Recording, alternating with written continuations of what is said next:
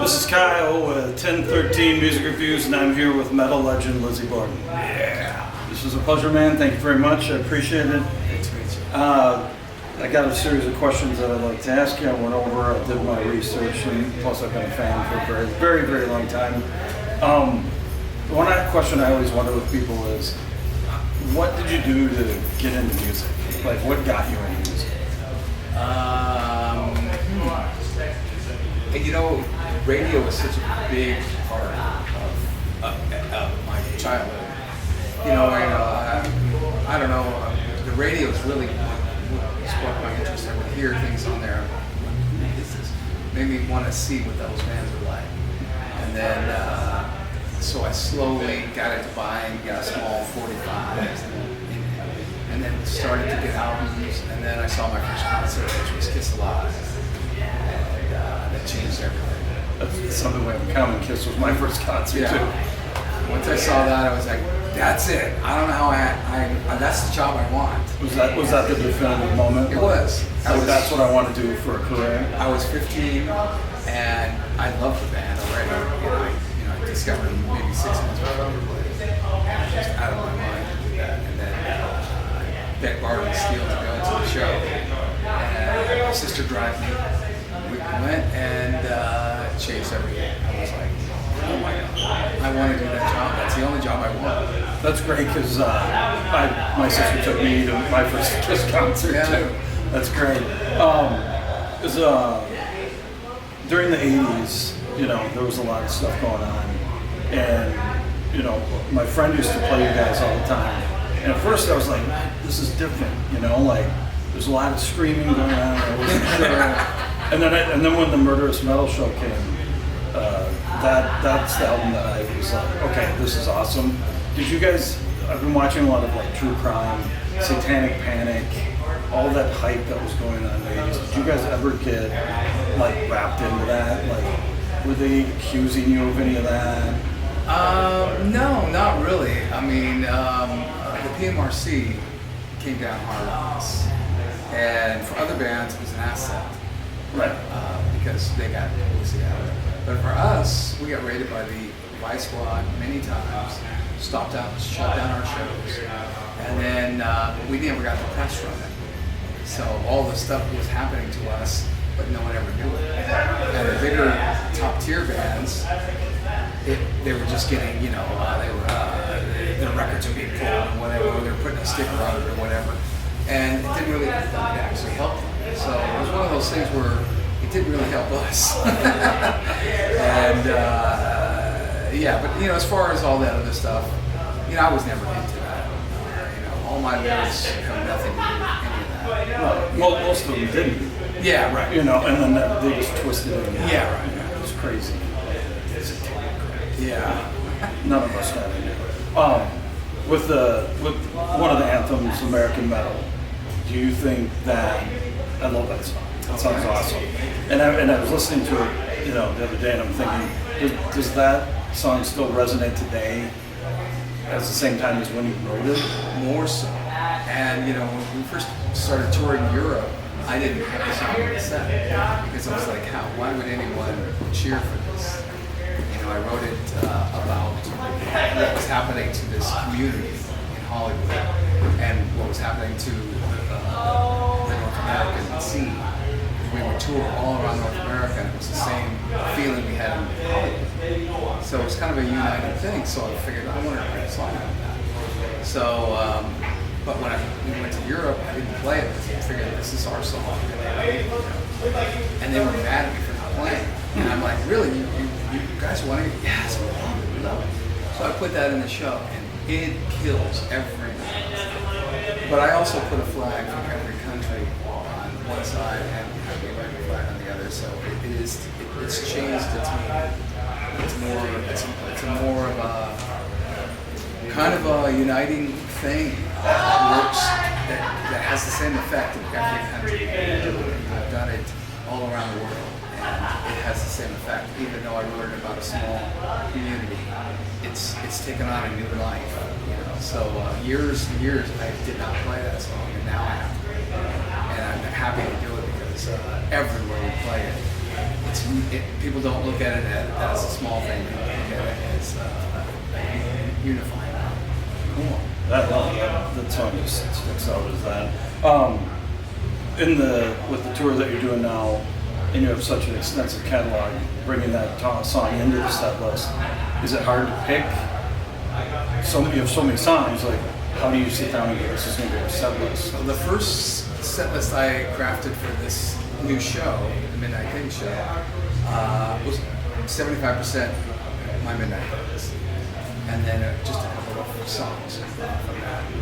But then I realized I hadn't played North America, and I haven't paid much attention to it because we've been touring all around the world, and so I really wanted to make this comeback to North America and really concentrate on playing the place that started everything for us. So I wanted to do that. So the only way I really thought about it was I had to, I have a different audience kind of for almost every record. Sometimes they're united and everyone loves every record, but for the most part, people grew up. And during that time when they grew up, whatever album came out, that was the album that they gravitated to. So I usually just, on this show, I decided to pick one song from each album. And 2 songs from my things that's going over a storm every night, which I'm so excited about. But yeah, that was the way I had to do it because it wasn't fair to do the new show and not, after all this time, also, I'm trying to make everybody happy, but also make this my comeback. And so I decided one song off of each record would do that. Perfect. So I snuck. And I looked and I'm like, okay, this is awesome. I like this. With the new album, My Midnight Things, I saw that it was like an 11-year absence from the one in 2008. It's based the name right now. Appointment of Death, yes. Just listen to the other way. Thank you. Was that the writing process? I know that you had a little leave that you took a break from. And is the album all songs that you wrote over the 11 years, or is it something that are snippets from before that you brought back in the fold? You'd be surprised in rock and roll. The time goes by so fast. And from after Appointment of Death, we just toured and we're on this cycle.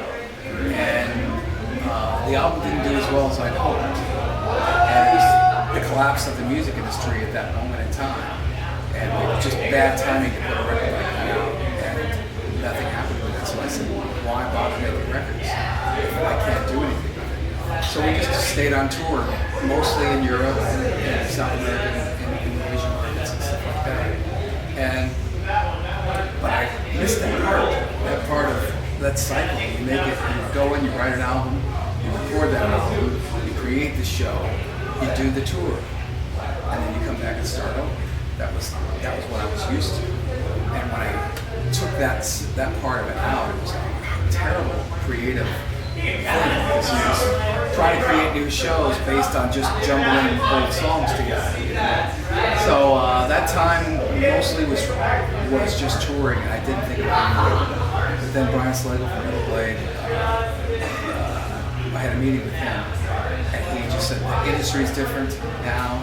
You put a record out now, you build it, they will come.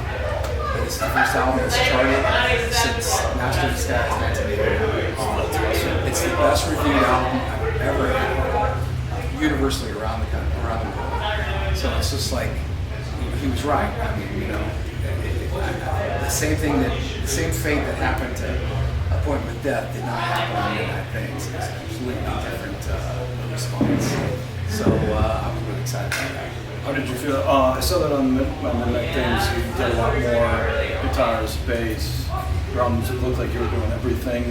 Yeah, that wasn't my original intention. I was just putting down the parts, and then I was going to get all my friends to come play.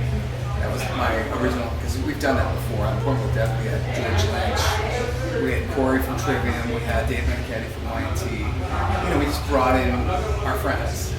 And the album before that, Deal with the Devil, the same thing. I brought in my band and used them as studio musicians. But I also brought in some other players too.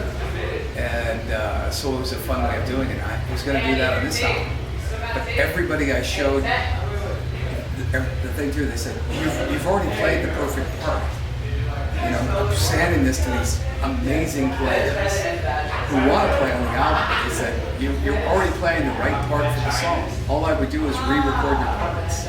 So why would you do that? You know, and everybody said the same thing. So, and even the record company says, don't change it. You've got it. You nailed it. You know. So that's kind of how it went down. It wasn't. I didn't have a subconscious effort for me to play on everything. It's just because I just happened to write the right parts for that. I felt like it had a little more 80s feel to it. Do you have that feeling to it? I wanted to, you know, some of the best songs were written, some great songs were written in the 80s, but they were all influenced by the 70s. And all my influences, 99% of them were from the 70s. So that track through the 80s, I wanted to add some of those elements. You know, all the things that people in every band took from the 70s and weaved it, tweaked it, turned it into something new. That was the exciting part of the early 80s. It was new, it was something new. And you can tell that by the older bands, they were still stuck in that thing.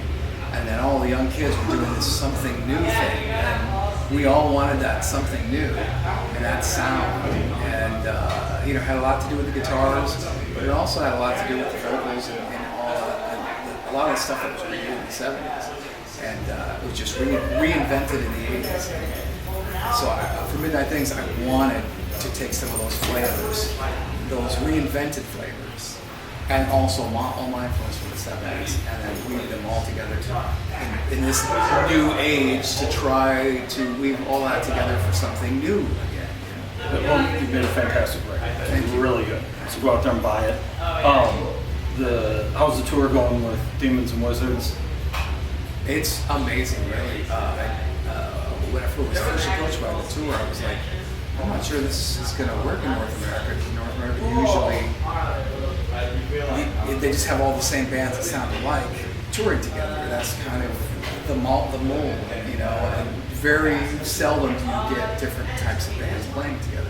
So I thought we were so different from all three bands were so different from each other that I didn't know if it was going to work.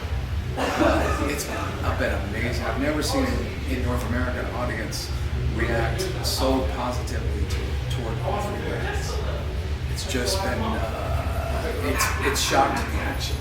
Because, you know, the first time I went to Sweden, they had so many genres playing together, you know, that I was like, oh my God, I've never even heard of this band.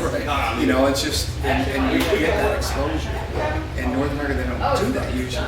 So this is kind of, you know, even though we're not that extreme, right? You know, we all have elements of each other, but it's still, there's enough difference in each band where followers of each band wouldn't normally buy each other's records. Yeah. But the audience is responding like they would. You know, it's been pretty enlightening for me. That's awesome. One thing I'd like to close with is, if you could tour with one band as like your highlight of your career, like who would you tour with? Well, there's the first band is Kiss. I mean, that comes to mind. I've never gone on a bill with them at a festival or anything like that. My second one would be Judas Priest, because, you know, Rob was such a big influence on me in the early days. You know, he was one of the old school guys that transitioned into that something new.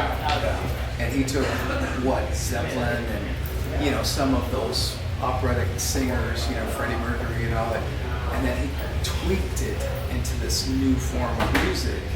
And you can see Judas Priest, you know, the 70s Judas Priest to the 80s Judas Priest, they found that something new. And Rob carved his voice in there, so playing with Priest would be amazing too. We've been on a couple festival bills, but we've never, you know, actually played together. So Kiss, Priest, that comes to mind. Cool, man. I thank you for the time. Everybody go out there. His new album is My Midnight Things. Get it, buy it, support your local music, support bands, see live music. Go out there and give them your hard-earned money. Thanks, man. Thank you. Appreciate it. All right. See you.